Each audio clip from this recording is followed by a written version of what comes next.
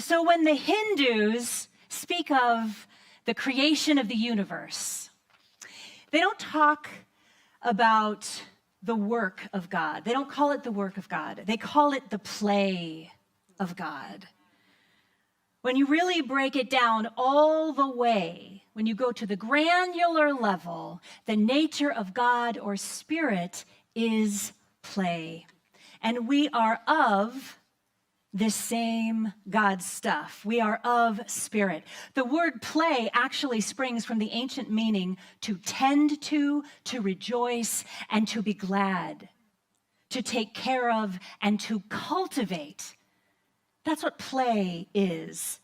All of this is encompassed in the energy of play. In fact, play was a large part of Plato's teaching. It was part of it. Did you see what I did there? Play, Plato. Yeah. Okay, it's the little things, loves. It's the little things.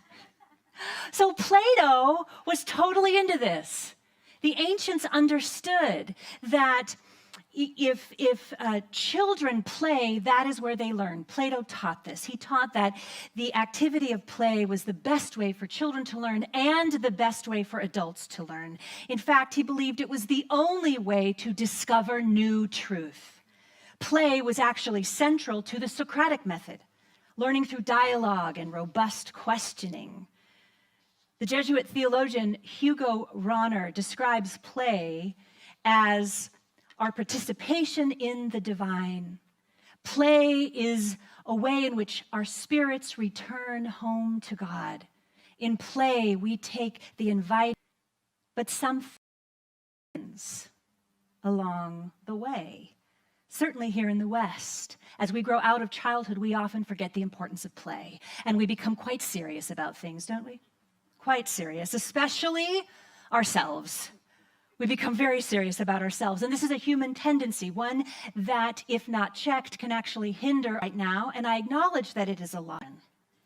Before life gave us this collective amnesia about who and what we truly are, which are emanations of spirit.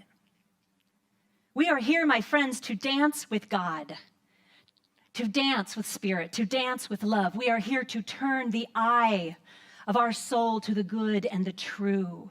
But so often our seriousness can get in the way of the joy that we are meant to experience while here on planet Earth, even in the midst of the hard stuff.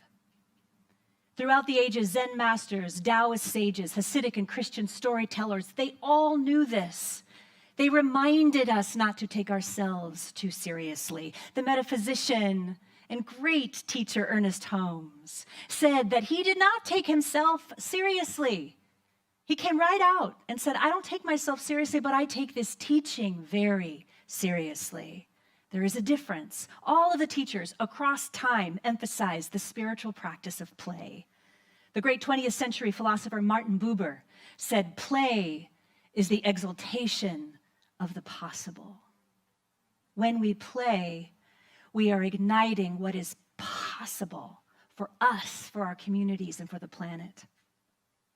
Now, you may be sitting there at home or here thinking to yourself, okay, Shannon, Eileen, we are in the middle of a pandemic. This all sounds great, but there's a lot happening right now. There's so many things going on, and you want to talk about playing. Abso-flippantly, yes, I do. All the more reason to talk about play. Now, one of the beliefs that New Thought holds dear is the understanding that heaven and hell are states of mind, that they are states of our own making. We can easily create a hell of our own making right here on earth. We all do this. It's like, we head down that rabbit hole of fill in the blank, whatever it is, and suddenly everything feels crappy and negative, and we get really afraid. Are you with me? Do you know what I'm talking about? We can avalanche ourselves into that place. By the very same token, we can create a state of heaven of our own making right here on earth. We can go down the path of truth. We can avalanche love. We can choose to decide to see grace in all of the little tiny things and the big, big things. And suddenly we are in a heavenly state. Yes? All right. Now, I want to be really clear. I am talking about states of beingness, states of mind, states of being, heaven or hell. And this is based on our own self-guided autonomy. I am not in this conversation speaking about the pain or challenges that trauma, abuse, or injustice occur that are caused by oppressors or abusive power. That is another talk for another time. I want to be very clear. I'm talking about what we can avalanche in our own lives on our own, in good, beautiful ways, in powerful, magnificent ways, in difficult ways, in good ways, okay? Now, in New Thought, we teach that the kingdom, the queendom, and the kingdom of heaven is right here. That heaven is not a faraway place reserved for the pious and the perfect. I don't know about you, I've never met one of those people, ever. I have come to believe, after many years in this teaching, that heaven has no borders. We are not meant to have physical borders. Heaven has no borders. Heaven is not a faraway place filled with some can get in and some can't.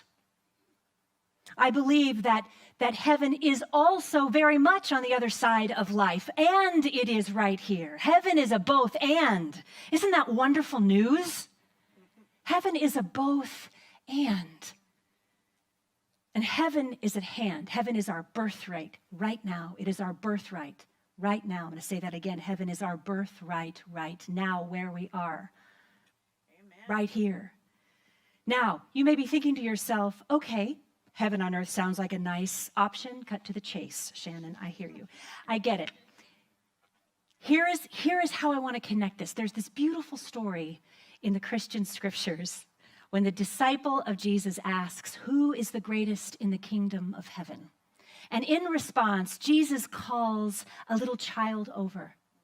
And he says to them, truly I tell you, unless you change and become like little children, you will never enter the kingdom of heaven. Now, we in New Thought understand the Bible, both Hebrew and Christian, or Old Testament and New Testament, from the metaphysical perspective. And from that perspective, what Jesus is teaching here is that to experience heavenly states of being, we must open and surrender to our true nature, to our truest nature, how we were when we were young children, open to the universe as our playground, filled with curiosity and wonder. Gentle reminder, there is a difference between childish and childlike. Okay? We are going for childlike here. So, in that energy, to experience heaven now, it requires play. It requires that we get lost in the love and the creativity and the wonder of this place. Now, you might be thinking to yourself, okay, but I don't have time for play. That all sounds great. What? I'm busy. I don't really consider myself to be very playful. Maybe you're like that. Or this all sounds great in theory, but I gotta work. I hear you. I get it. I get it. And I learned something this week that surprised me in this whole idea, this whole arena of play. And I want to share it with you because it really shifts this whole idea of play. How many of you here or online would like to play more? Yeah, a lot of people. Most of us. All right. Dr. Stuart Brown is the founder of the Institute for Play, and he wrote a best-selling book called Play, How It Shapes the Brain, Opens the Imagination, and Invigorates the Soul. And Dr. Brown is considered to be the leading researcher around the topic of play. Much of his work focuses on children and, by extension, adults. And I believe, after reading his material, that we can learn a lot from this beloved human being. He talks about something called natural glee. Isn't that great? Natural glee is what we in New Thought might think of being in the flow of the divine, or when we feel connected to spirit within us and all around us. You know that feeling? Sometimes it's in nature, it's with children, it's when we're being creative. That's our natural glee, it's our joy. To illustrate this, Dr. Brown talks about observing what makes a child light up. He uses the example that if you are a parent or a caregiver, or if you just are around a kid, just observe what naturally makes that child giddy and joyous and light up. What is it specifically for that child? Like us, it's different for every child. Let's say that the child loves being in social situations, right? Just loves to be with people, a natural extrovert. A parent or a caregiver will want to nurture that. Right? We'll want to set up lots of play dates and group activities, obviously, when it's safe and all the things. Or let's say the child likes to collect four-leaf clovers and play by themselves, and that's when they light up, and that's when they feel joy. So the natural glee that particular child experiences when they are solo, that's an indication of what brings their soul joy. And that is what you would want to foster. He says, never force. It feels like common sense. But remember, I'm speaking about this for us, for adults. To never force, but to follow the natural rhythm of their play, and that will teach you what they need. This is true of adults. When we follow the natural rhythm of our play, it teaches us what our soul needs. Now, whenever I talk about play as a spiritual practice, I hear things like, but I don't like sports, or I'm terrible at chess, or, I'm just not a playful person. Fear not. I am here to tell you that there is all kinds of playfulness that is a manifestation of spirit at the center of us. And we're going to talk today about your specific kind of playfulness. Now, if you're familiar with the 5 love languages, do you remember those? The 5 love languages? So there's 5 of them, and while we enjoy most of them, we have our favorites. And if you're not familiar with this, your particular love language is simply the specific way that you like to give love and receive love. And those can be words of affirmation, receiving gifts, physical touch, acts of service, or quality time. Feel free to Google love languages if you want to learn more about that. It's very nifty.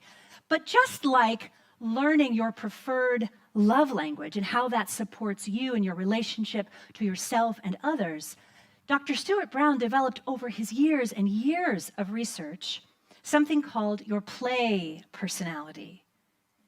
And he discovered that there are 8 of them. And this really resonated with me. Most folks have some overlap, but like the love languages, there's one that usually kind of stands out. It clearly emerges as the dominant one, with another 1 or 2 that closely follow. This is fun, my friends, because we're here to have fun, yes? Okay. So follow me. Stay with me. All right. This is fun.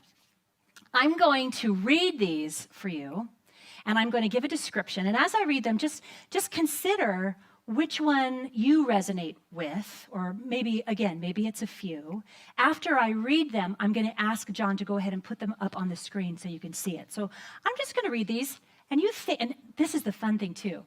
Not only are you going to think about yourself, but you're going to think about, I'm going to invite you to think about your loved ones, your friends, your family, your coworkers. Okay, so number 1, these are just in alphabetical order. The artist creator.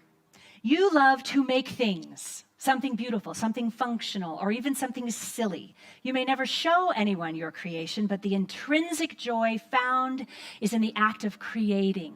You are artsy and craftsy. You may build or invent things. Your joy is in creating something new. That's the artist creator. Second one, collector. You like to collect things. You might be one of those folks who likes to go antiquing. I can't think of a more difficult afternoon.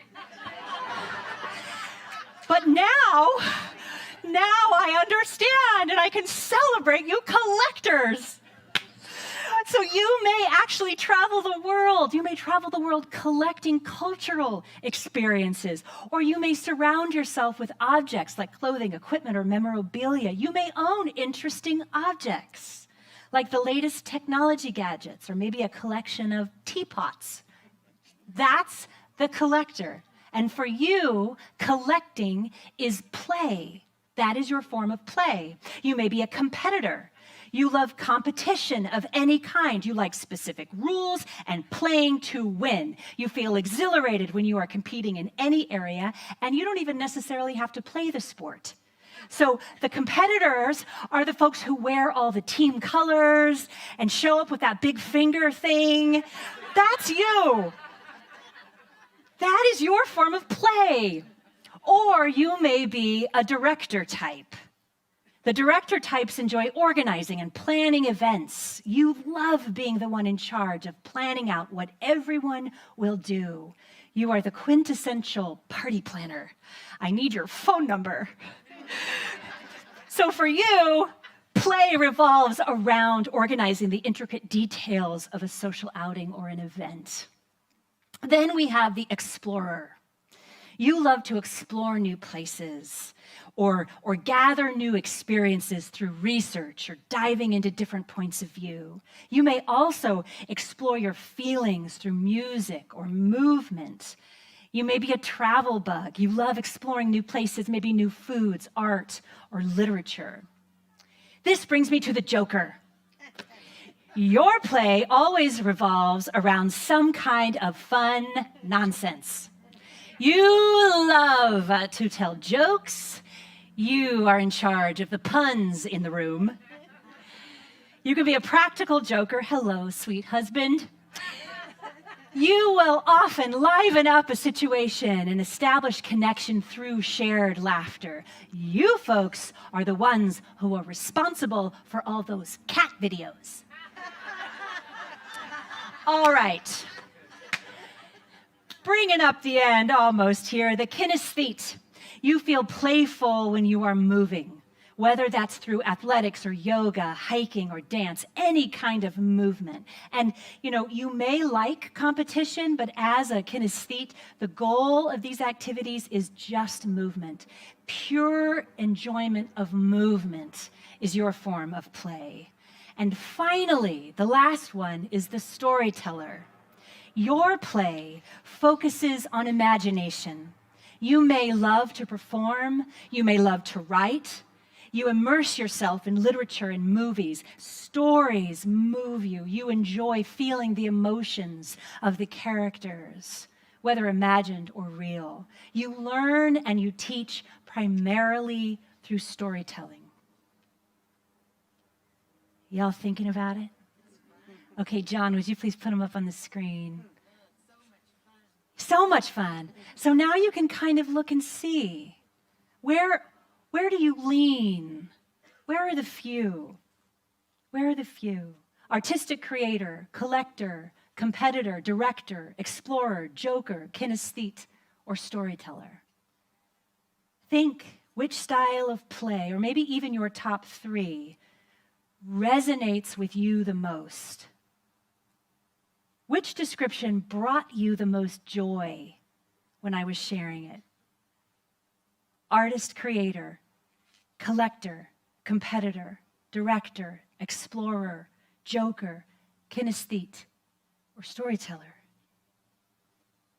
Interestingly, often the ways we played as children are our preferred styles of play as adults. You see, you do play. So the next time you want to go antiquing, just tell your person that you're playing. It's your spiritual practice. I'm kidding. The thing is, and the reason for me bringing this in to this conversation is that when we can consciously engage, when we are consciously choosing to commune with Spirit through that which brings us the most joy, it is not God over here and my life and antiquing over here. It's not that. It's all God. How many times do we say that in this teaching? That Spirit is everywhere, especially in our play. And I would say not only in our play, but it is the gift from Spirit that is our play. Do you see? It's magnificent. Now can you think of it totally differently, you party planners? Are you kidding me? That is God sent. That is sent from Spirit itself. Our joy, our natural glee is the nature of God within us, showing up as us. Now, I happen to be an artist, creator, storyteller, and explorer. Those are my absolute happy places. And I know that the more that I engage in these areas of my life, the more I am going to connect the dots that is my spiritual practice. When I travel, it's my spiritual practice. When I share stories, it's my spiritual practice. When I create anything, even if nobody sees it, it's my spiritual practice. And it's fun to think about this, with your friends and your family, because like the love languages, it really will support your relationship, not only to yourself, to understanding your why, perhaps even your sole purpose, but it will also enhance your relationship and help you to understand the play personality of your person and the people around you. This is our playground, my friends, and we can all be in the sandbox together, playing in our own way. So here's the thing. Just like we teach that affirmative prayer and meditation and journaling and forgiveness work and visioning are all spiritual practices, so is play. And I'm really going to invite you into this conscious awareness. When you engage in that which brings you, specifically, uniquely you, your natural glee or your divine joy, if it is going to a sports event, if it's planning a party, if it's writing a story, if it's breaking the ice with a perfect joke, realize that you are in your God. You are in your spirit. You are in alignment with love. You are in alignment with who you are and who you came here to be. Yes? Yes. Yay! Yes. Yay! So now, in community and in your homes, when someone is doing something in their God, in their spirit, you can name it. And you can say, that's God right there. That's love right there. You go on with your bad self and keep planning away. Whatever it might be, or write, or create. In the Talmud, it says it is forbidden to taste the pleasures of this world without a blessing. When we experience the pleasure and joy of that same natural glee that we had when we incarnated here, that we had as young children, when we reunite with that same unique, intrinsic nature we had when we were a child, we connect with that pleasure and that joy, and it is a blessing to us, and it is a blessing to the planet. Play is a spiritual practice, my friends, because play, whichever style you have, exists within you to specifically bring more love to the planet.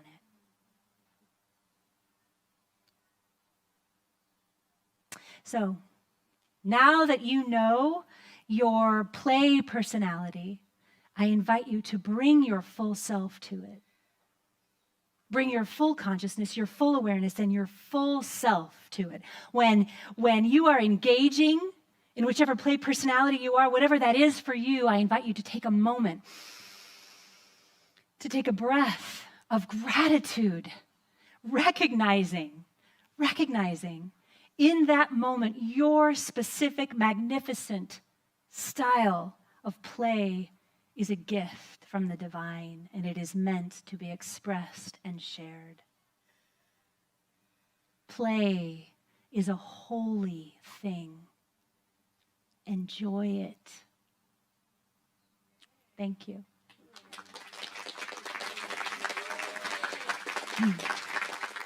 Thank you.